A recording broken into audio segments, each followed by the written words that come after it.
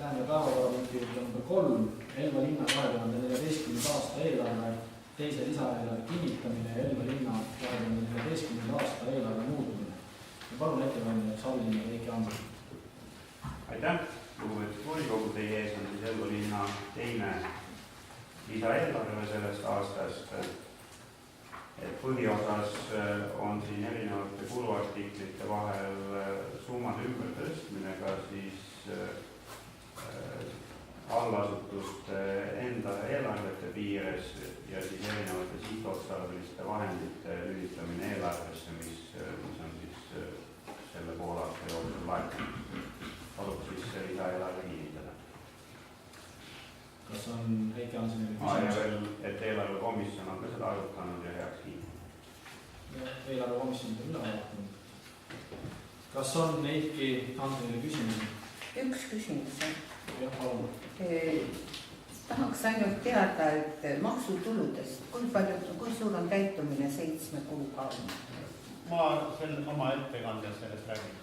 No, täitumine on veidi üle prognoositu, aga teades, et sügisel on laekumine madalam, siis ütleme, midagi hõisata ei ole. Ei no selge, lihtsalt sellepärast, et kui me siin midagi teeme ja tõstame, et me ei pea arvestama sellega, et pärast viimati lõpuks negatiivne eelarve tuleb. No, ütleme, praeguse tõstmise juures me maksupoolt pole puudutanud väga, jah. Et ei ole nagu põhjust olnud puudutada. Nii et ühesõnaga ei ole põhjust ka koonetamiseks, et me vähendama hakkaksime midagi. No, sellest me ilmselt saame rääkida novembris, kui see peaks vajalik olema. Praegu laekub prognoosi kohaselt ja mõni protsent üle prognoosi. No siis ei ole vastu. Kas on veel küsimusi? Jah, palun.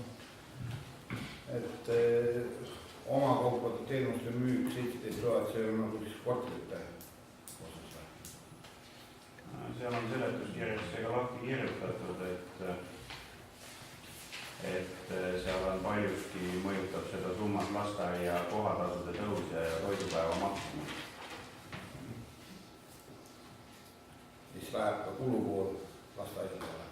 Ja no toidupäeva maksumus läheb sõna otseses mõttes ja ka kohatasude tõus on ka ikkagi lasteaia eelarves.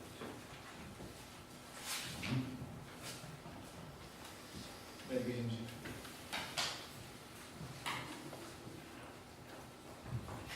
Kui rohkem küsimusi ei ole, siis palun nimetatud eelnõu poolt hääletada.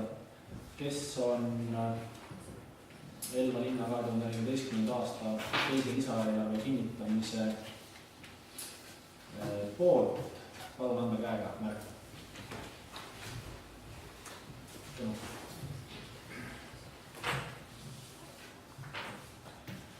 Kõik on poolt, otsus vastu võetud.